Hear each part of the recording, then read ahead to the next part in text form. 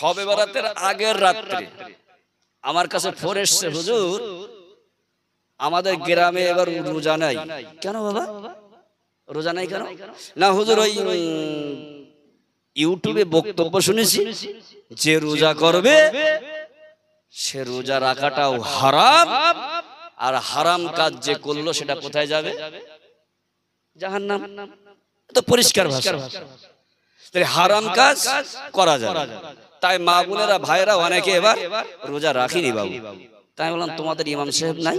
তো ইমাম সাহেব তো শুনিনি হুজুর, এ নিজেরাই মোবাইলে ইউটিউব ফলো করেছে আর এরা রোজা রাখলো না। আল্লাহ বললেন, আয় রাসূল আপনাকে ভাবার প্রয়োজন নেই, আমি বছরে এমন কিছু রাত দিয়ে দেব তোমার উম্মত উম্মতিরা যদি জাগরণ করতে পারে আমি আল্লাহ সন্তুষ্ট হয়ে যাব। জোরে বলুন। যেমন শবে বরাতের রাত একটা আছে না বাবু, পালন করলাম, কিন্তু এতে যে শবে বরাত আসে কিছু আলেম মুখ পোড়াদেরকে মনে হয় শবে বরাত আসলে ওদের জীবনটা জ্বলে সারকার হয়। হয় না হয় না বাবু? ও বাবুজি আমার সোনা মানিকেরাম, ও নওজোয়ান তরুণেরা, আমি আপনাদের কাছে বলতে চাই এইসব বক্তাগুলো ইউটিউবে যেসব বক্তাদের বক্তব্য শুনে আমি আপনি গোল আলুকে বাছতে শিখতে পারিনি। পারিছি বাবু? গোল আলু আর একটা কি বলে চুবড়ি আলু, দুটোর মধ্যে পার্থক্য আছে তো। কিন্তু আমাদের চোখ এখনো সে চুবড়ি আলু আর গোল আলু এ চিনা চোখ হয়েছে বাবু। যদি চিনার চোখ থাকতো তাহলে আজ সারা জীবনটায় দাদা হুজুর ফুরফুরা সিলসিলার অনুযায়ী বা আল্লামা রুহুল আমিন রাহমাতুল্লাহ আলাইহি যিনি যে পথটাকে অনুসরণ করেছিলেন সেই পথটাকে অনুসরণ করলাম 50 বছর ধরে। আজ ওই পোড়াখেগু মুসলমানের কথা শুনে, বক্তার কথা শুনে একদিনই আমার ঈমানটা হারা করে দিল। তাহলে আমার লাভ? আচ্ছা বাবু একটা কথা বলবো, আমি সারা বছর ধরে আপনি এই খাতে মনে করেন ধান করেছেন, একটা উদাহরণস্বরূপ বলছি, আপনি ধান করেছেন কিন্তু ধানে শুধু সার দিচ্ছেন। কি দিচ্ছেন? সার দিচ্ছেন। কিন্তু একটাবার ভাবলেন না যে ওতে পানির প্রয়োজন ছিল? ভেবেছেন কি? শুধু ধান বুনেছি, একবার পানি দিয়ে ধান বুনেছিলাম, সারটা দিয়ে যাচ্ছে, কিন্তু সার যে গাছের পানি দরকার, তার জন্য একটু স্প্রে দরকার, তার জন্য বিভিন্ন পয়জন পাতি দরকার, এ কি ভেবেছিলাম? ভাবিনি। মনে করেন আমি ভাবিনি, আমি চাষ বুঝি না, আমি চাষ তো বুঝি না। তাহলে ওই সার লোকে দিতে বলেছে, সার দিচ্ছি, মনের পর কুইন্টাল, কুইন্টালের পর কুইন্টাল সার দিয়ে যাচ্ছে, কিন্তু আমার সে ধানে কোনো কাজ হচ্ছে না। ধানে কাজ হলো পাতা হয়ে যাচ্ছে। কি সার পড়লে তারা পাতা হবে? তো পাতা হয়ে যাচ্ছে। কিন্তু বাবু আজ 50টি বছর ইমামে আজম আবু হানিফা রাহমাতুল্লাহ আলাইহির অনুপাত অনুযায়ী, তানার ইমাম অনুযায়ী, তানার মুসাব অনুযায়ী, দাদা হুজুর পীর কেবলা রাহমাতুল্লাহ আলাইহির তানার মত পথ অনুসারে, আল্লামা রুহুল আমিন রাহমাতুল্লাহ আলাইহির কিতাব অনুসারী আমরা চোখলা ভক্ত, তাই তো?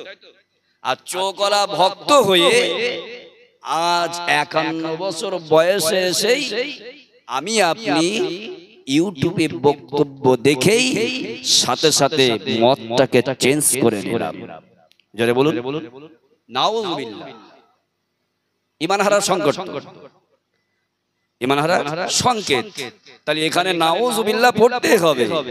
তাহলে যে মানুষটা আজকে আমি আপনি 51 বছর ধরে 50 বছর ধরে ইবাদত করলাম দাদা হুজুরের অনুযায়ী, আর আজকে এসে আমার ওই চুবড়ি আলু আর লাল আলু বলেন আর সাদা আলু বলেন, ওই আলুটা চেনার মতো ক্ষমতা হয়নি, যার কারণে আমি চুবড়ি আলুকে লাল আলু বলে খেয়ে নিলাম।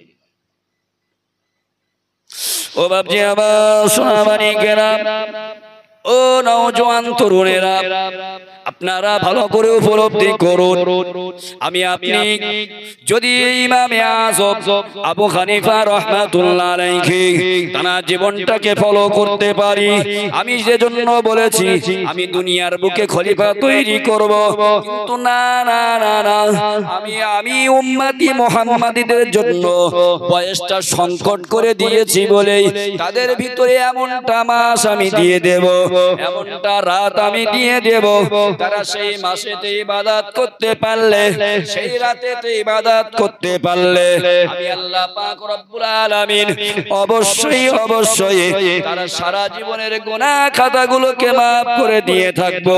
সাথে সাথে যদি কোনো মানুষ, যদি এই মাসেতে কোনো একটা মানুষ রোজা রাখলো, অবশ্যই রোজা রাখার তার বিনিময়ে আল্লাহ প্রচুর পরিমাণে সওয়াব দিতে থাকবে। কিন্তু বাপজি আমার, ও সোনার মানিকেরা, ও নওজোয়ান তরুণেরা, একটু ভালো করে কি বলবেন, আমি আপনি দুনিয়ার বুকে আমার আল্লাহর জন্য আর আমার রাসূলের জন্য কতটা আমার প্রাণটাকে উজাড় করে দিতে পেরেছি। বাবা আমার কথা বুঝতে পারছেন তো? বুঝতে পারছেন? হ্যাঁ না বলেন না। আমি কিন্তু একদম খোলাখুলি বলছি, আমাদের জীবনে রাসূলুল্লাহর জন্য বা আল্লাহর জন্য কি করতে পেরেছি? পেরেছি কিছু করতে? কিছুই করতে পারিনি বাবু। কারণ আমি আপনি এই বয়সে আমার ছোট্ট বাল্য জীবনটা, আমার খেলাধুলায় বা শৈশব যে জীবনটা, ওই জীবনটা আমার খেলাধুলায় কেটে গিয়েছিল। বাবা মা একটাবারও আমার জন্য বলেছিল কি যে বান্দা, কে এ আমার ছেলে, এ আমার সন্তান, তোমার 12 বছর বা 10 বছর বয়স হয়ে গেছে, তুমি নামাজের দিকে যাও, বলেছিল? অনেক বাপ মা বলে না, আবার অনেক বাপ মা রয়েছে তারা চেষ্টা করে সন্তানটাকে নামাজ পড়ানো। তারপরে আপনি যখন নওজোয়ান তরুণ হয়ে গেলেন, আপনার যখন আর কি শক্তি বল এসে গেল, তখন আপনি ভেবেছেন আমার এই জীবনটা রং তামাশায় কেটে যাবে। নওজোয়ান বয়সে কি দরকার হয়? রং তামাশা না, মানে রঙিন চশমা।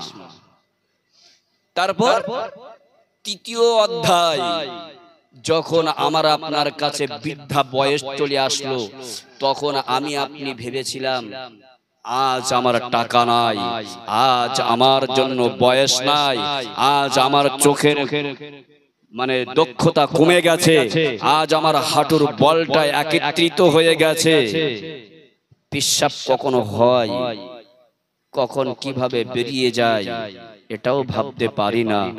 ডায়ালিসিস সুগার আমাদের ভিতরে, আপনার ভিতরে সর্বক্ষণ এসে গেছে, বিরাজমান করছে। পেশাবের কখন কিভাবে বাড়ি হয়ে যায় এটাও বুঝতে পারি না। তাহলে নামাজটা আমার চিরতরের মতো বিদায়, কি বিদায় নিল না বাবা? তাহলে আমার কিছুই হলো না। ও বাপজি আমার সোনা মানিকেরা, আমি আপনি অবশ্যই আশরাফুল মাখলুকাতের ভিতরে, অবশ্যই টোটাল মাখলুকাতের ভিতরে আমি সর্বশ্রেষ্ঠ মাখলুকাত হতে পেরেছি। এতটা 1,24,000 মতন তরে 2,24,000 নবী পয়গম্বরদের ভিতরে, টোটাল নবীদের ভিতরে, হাবিবদের ভিতরে, আল্লাহর দোস্তদের ভিতরে সর্বোত্তম সর্বসম্মানীয় উম্মাত হতে পেরেছি। কিন্তু না না না বাবু, আমরা একটা কথা শুনে রেখেছি, অবশ্যই আমরা শুনে রেখেছি, লা ইলাহা ইল্লাল্লাহু মুহাম্মাদুর রাসূলুল্লাহ যদি আমার উম্মাতিরা যদি পড়ে নাই, আমার আল্লাহ পাক রব্বুল আলামিন তাদের জন্য দয়ার জান্নাত অবধারিত। জোরে বলুন, আরেকটু জোরে বলুন। এটা আমরা বাবু সকলে জানি না? ও বাপজি আমার সোনামানিকেরা, আমার আপনার জন্য মসজিদে দুয়ার ভিতরে হয়তো ইমাম সাহেবরা বলতে থাকে, না জানি আল্লাহ মসজিদের খাটিয়াটা কখন আমার অপেক্ষায় বসে আছে, আমার বাড়ির আঙিনায় চলে আসবে। বাবু হুজুররা বলে না, বলে না, ইমাম সাহেবরা বলে না, আল্লাহ না জানি এই কচি তাহলে ইমাম সাহেবরা বা হুজুরা বলতে থাকে আল্লাহ না জানিয়ে আমাদের খাটিয়াটা মসজিদে খাটিয়াটা কার অপেক্ষা রয়েছে, কার আঙিনায়, বাড়ির আঙিনায় চলে যাবে, উঠানে চলে যাবে, বলে না বলে না? কি জন্য বলে? আল্লাহ ওই সময় মৌতের আগে অন্তত আমাদের কলেমাটা পড়িয়ে নেবে, বলে না হুজুরা দোয়া করতে করতে? আমি সেই কথা বলছিলাম। মৌত হয়ে গেল, মসজিদের খাটিয়াটা বাবু আমার অপেক্ষায় বসেছিল। আমার ছেলেরা, আমার সন্তানেরা, কুটুমাত্মীয় স্বজনেরা একে একে এসে খাটিয়াটা মসজিদে খাটিয়াটা নিয়ে আসলেন। ও বাবুরা, আমার নওজোয়ান তরুণেরা ওই সময়তে গুটি গুটি পাই সন্তানের চোখে টোপা টোপা পানি পড়ে, টুপ টুপ করে পানি পড়ে। আবারও সাথে সাথে যারা যায় তাদের মনটা, তাদের চোখটা ছলছল করে। কিন্তু না বান্দা, আমার আল্লাহ পাক রব্বুল আলামিন যে বিচারটা করেছেন সঠিক বিচার করেছেন। কিন্তু না না, তারা আঙিনায়, তারা উঠানে, তারা বাড়ির আঙিনায় চলে আসলেন। খাটিয়াটা, কাপড়ের কাপড়টা চলে আসলেন। আমার আত্মীয় স্বজনেরা আমাকে দাফন কাফনের আগে আমার বলে মুখটা খুলে দাও ভাই, আমরা একটু মরা মুখটা দেখবো। সে মরা মুখটার কাপড়টা খুলে দেয়। কাপড়টা খোলার পরে তার মুখটা একে একে দেখে দেখে দেখে দেখে চলে যায়। কিন্তু বাবু একটু দয়া করে বলবেন, ওই সবাই কোন বান্দা যে মারা গেছে সে কি কোনো কথা বলতে পারে? ও বাবুজি আমার কথা বলতে পারলো না। আত্মীয় স্বজনেরা দেখতে দেখতে চলে যাচ্ছে। রূহ চিৎকার করে বলছে, হে আল্লাহর ফেরেশতারা, তোমরা হে আল্লাহর বান্দা বান্দিরা, হে আমার দোস্ত কেউ বা দোস্ত, কেউ বা সন্তান, কেউ বা কুটুমাত্মীয় স্বজন, আমি তো মারা গেছি, আমি তো মারা গেছি। আমরা যখন কবরে নিয়ে চলে গেলাম তখন আমরা দোয়া পড়ি। প্রথম চামচে কি দোয়া পড়ি? প্রথম চামচে কি দোয়া পড়ি?